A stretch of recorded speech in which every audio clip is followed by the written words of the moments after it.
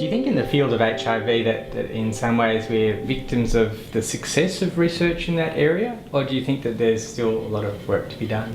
I do think we're victims of success. It's a great story that needs to be told. You know, HIV in Australia is one of the lowest, if not the lowest rate in the world, as you well know.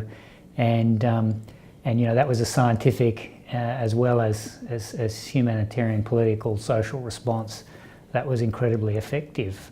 And so as a result, we do suffer at the moment in convincing governments to support research in HIV in Australia.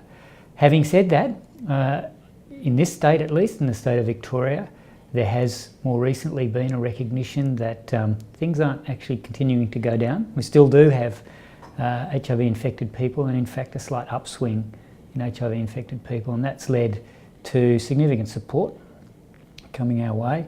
And federally, I think there's very good and increasingly good recognition that HIV in the world is a major development issue that Australia has a role to play in, and is more and more supporting. So yeah, I do think there's a way to go as a result of how successful we've been, but there's signs that just might be happening.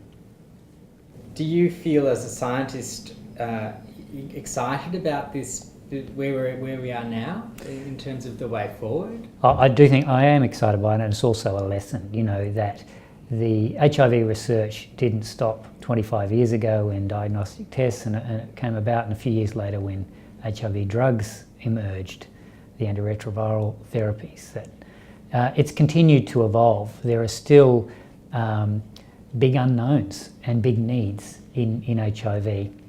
How to diagnose it more rapidly and more simply, and at a point of care, if you like, rather than in a sophisticated laboratory.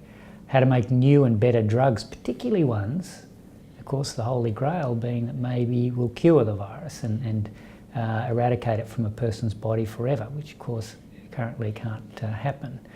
How to develop tests for immune function.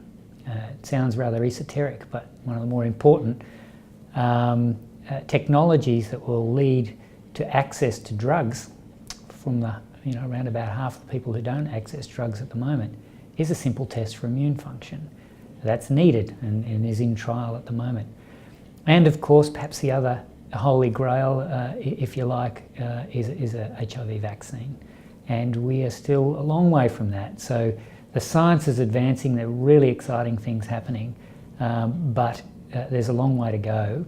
And so, particularly optimistic about some of those, a little bit more pessimistic about a vaccine, at least in the short term. The lesson is that there's never an end point.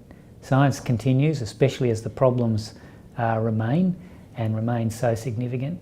You don't just stop and say, well, we have the intervention, we now need to just scale it up. Science needs to accompany that intervention at every level, from the discovery point right through to how do we do implementation better and smarter and more effectively. And so I think that's the lesson of HIV today, and it's been a great part of its 30-year history that research has been so coupled with the knowledge and interventions that we've had.